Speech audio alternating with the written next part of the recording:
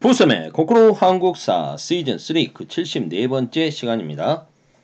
이 시간에는 유신체제와 반독재 민주화 운동에 대해서 살펴볼 텐데요. 이 시간이 지나면 여러분은 유신체제의 특징을 이해하고 그 문제점을 비판할 수 있으며 유신 독재에 맞서서 전개됐던 민주화 운동의 내용과 유신체제가 몰락하는 과정을 파악할 수 있습니다. 본문으로 들어가 볼까요? 미국의 대통령 닉슨이 냉전 체제를 완화하겠다라고 하는 닉슨 독트린을 발표하죠.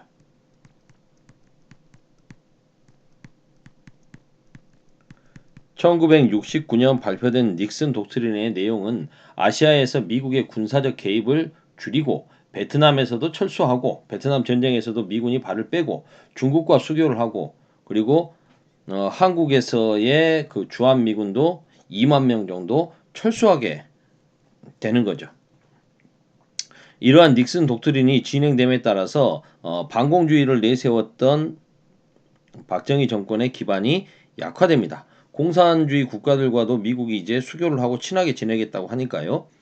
거기다가 장기 집권과 경기 침체 1969년부터 68년까지 이제 정점을 찍었던 경기가 이제 내리막길을 걸으면서 경기도 침체됩니다. 그래서 국민들의 불만이 누적되는 거죠. 이러한 위기를 극복하기 위해서 이 박정희는 북한과 대화를 시작합니다. 비밀리에 이우락 중앙정보부장이 북한에 다녀와서 김일성을 만나는 거죠. 그리고 평화통일 3원칙이라고 하는 걸 발표합니다. 자주, 평화, 민족, 대단결. 이 세 개의 원칙을 내세우는 남북 공동성명을 발표하죠. 7.4 남북 공동성명을 발표합니다. 이렇게 해서 곧 통일될 것처럼 막 분위기를 띄우더니 안보 위기와 통일 준비, 평화 통일 우리 해야 되니까 이제 이 평화 통일을 구실로 우리 정부를 밀어달라라고 하더니 이제 국민들의 뒤통수를 쳐버리죠. 10월 유신을 단행합니다. 1972년 비상 계엄을 선포해버리고 국회를 해산해버립니다. 그리고 비상 국무회의에서 제정한 유신헌법을 국민투표로 붙여서 확정해버리죠. 평화통일을 추진하기 위해서 만들어진 통일주체 국민회의라는 것을 두고 통일주체, 통일을 준비하기 위한 주체라는 거죠. 국민회의라는 걸 두고 여기에서 대통령을 선출하는데 이 대통령의 임기는 6년입니다. 그리고 중임 제한 대통령이 여러 번 이렇게 대통령 하는 거 중임 제한을 없애버립니다.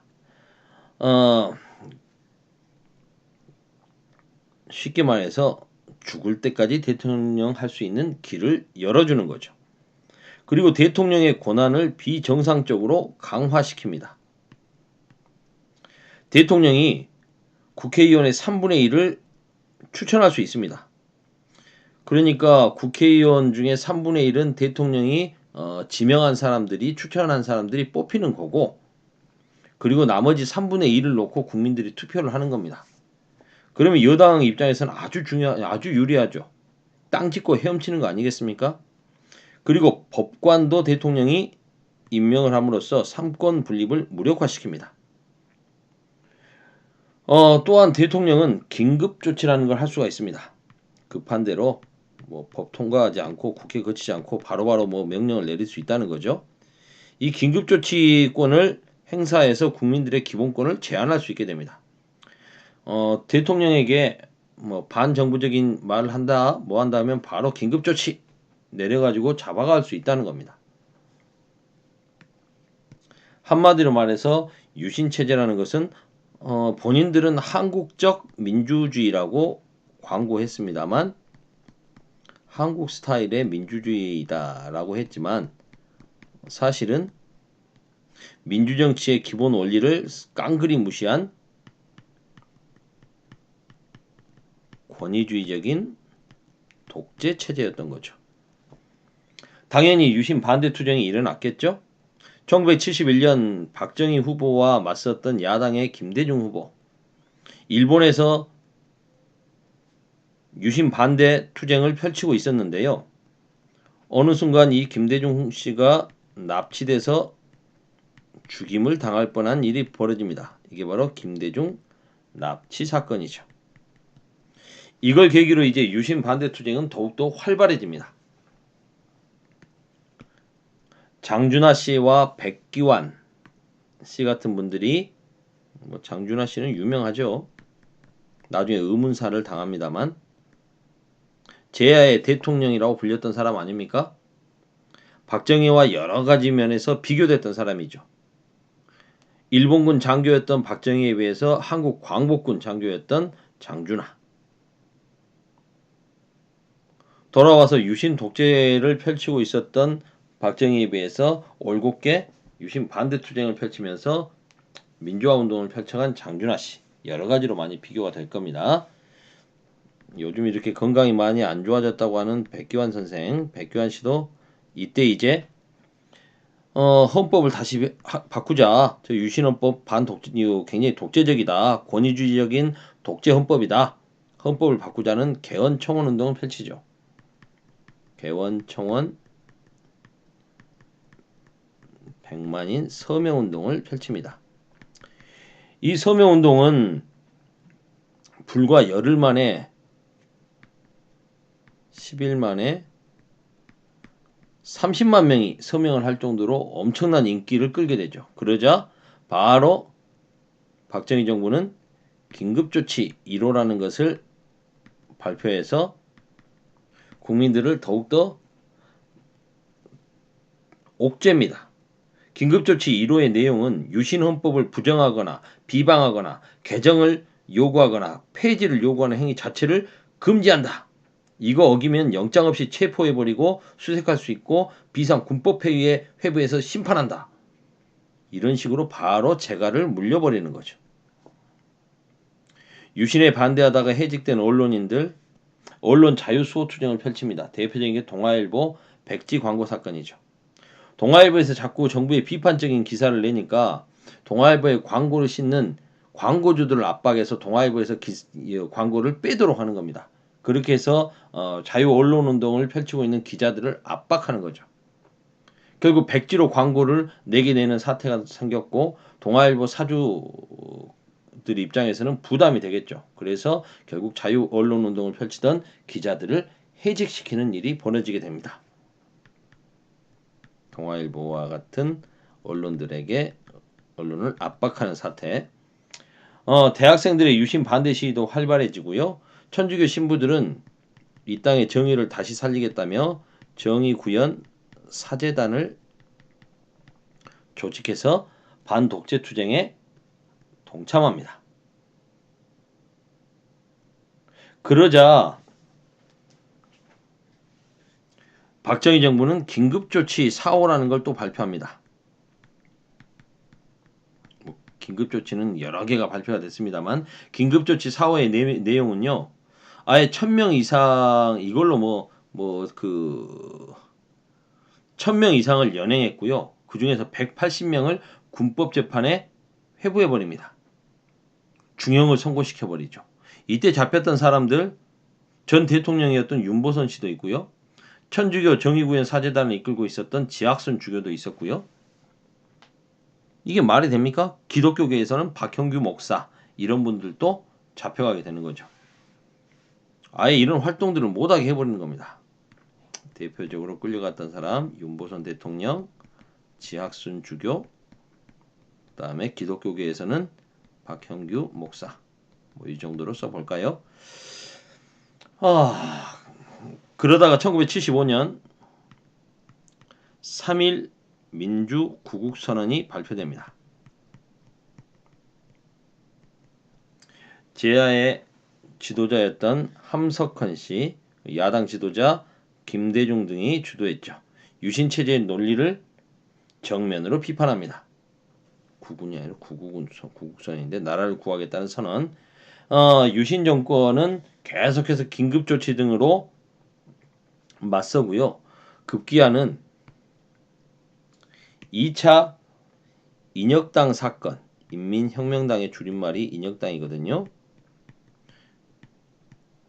사건을 조작합니다. 실제 이 사람들이 그런 활동을 한 게 아니죠. 간첩 당을 만들어 가지고 공산주의 당을 만들어서 혁명을 꿈꾼 거 아니었습니다. 그런데 이런 그 공안몰이를 하는 거죠. 색깔론을 펼치는 거고요.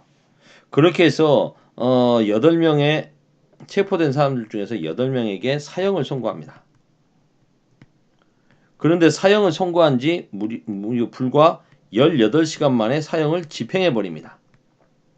유가족들은 사형 선고 났다니까 울며 불며 이제 어떡하든 감옥에 가 있는 남편 옥바라지도 해야겠다. 가족들 옥바라지를 위해서 그 다음날 갔더니 벌써 사형을 집행하고 없다는 거죠. 기가 막힌 일이 벌어졌습니다.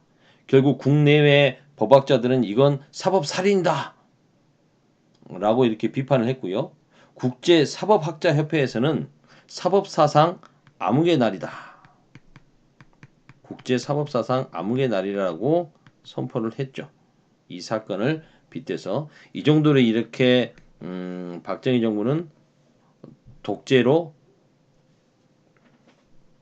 권력을 유지하게 되었습니다. 유지하고 있었습니다. 그런데 유신 정권의 위기는 정치적인 것뿐만 아니라 경제적으로도 이제 위기 상황에 봉착하게 되는데요. 한 번 더 살펴볼까요? 유신 반대 운동이 계속 전개되고 국회의원 선거에서 야당의 득표율이 여당을 앞질러 버렸습니다. 정치적 위기죠. 그런데 여기에 설상가상 경제적인 위기까지 옵니다. 제2차 석유 파동이 일어난 거죠. 제2차 석유 파동이란 건 뭐냐? 이란에서 호메이니 혁명, 이란 혁명이 일어나 버립니다. 그러면서 이란이 원유 수출을 중단해 버리죠. 근데 우리나라 같은 경우는 당시에 중화공업에 중복 투자를 하고 있어가지고 석유를 기반으로 한 중화공업에 중복 투자를 하고 있었는데 원유값이 엄청 올라 버리니까 경제적으로 큰 위기를 맞죠. 장기 독재와 인권 탄압으로 인해서 국제사회의 맹비난을 받고 있었던 유신 정부는 정말 위기에 빠졌습니다. 그 와중에 일어난 사건이 YH 무역 사건이죠. YH 무역이라고 하는 곳은 가발 회사입니다. 나름 돈 잘 벌고 있었어요. 그런데 단가가 안 맞는다는 이유만으로 잘 되고 있던 회사를 일방적으로 폐업시켜버리고 회사원들을 잘라버린 겁니다. 자기들이 이제 다른 나라로 회사를 옮기기 위해서요.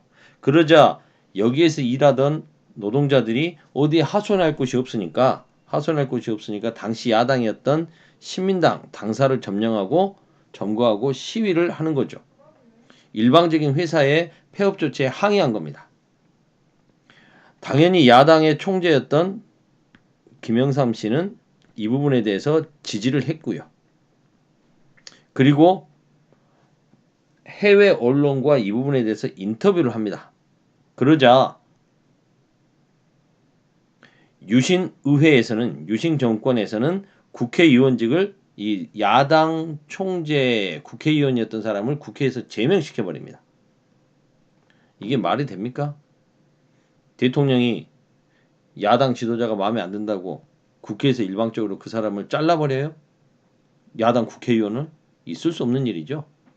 그러자 YS 김영삼의 정치적 기반이었던 부산, 경남 지역에서 학생들, 시민, 노동자들이 합세해서 대규모 시위를 펼칩니다. 특히 부산과 마산 지역에서 이 활동이 심했죠.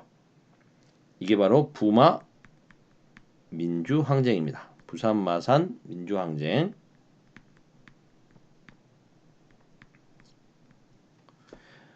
박정희 정부는 이걸 군대를 보내서 진압을 하려고 하죠. 당시 중앙정보부장이었던 김재규는 부산과 마산을 몇 차례 다녀보고 이건 이렇게 군대로 쓸어버려서는 안 돼. 그게 아니고 타협을 해야 된다. 사람들이 마음을 달래야 된다라는 좀 온건한 입장을 내세우죠. 하지만 대통령 비서실장이었던 차지철은 탱크로 밀어버려도 된다. 저런 빨갱이들은 뭐 몇십만 명을 죽여도 상관없다. 뭐 이런 식으로 이야기를 해버리죠. 10월 26일 궁정동 안가에서 결국 김재규는 자신이 모시던 대통령을 살해하게 됩니다. 사살하게 되는 거죠. 그래서 박정희는 자신의 신복 김재규에게 피살되는 사건이 벌어집니다. 이게 바로 1979년 11.6 사태죠. 이로써 유신 체제는 막을 내리게 됩니다. 15분 오늘은 여기까지 해야겠네요. 15분 안 넘기겠습니다. 끝.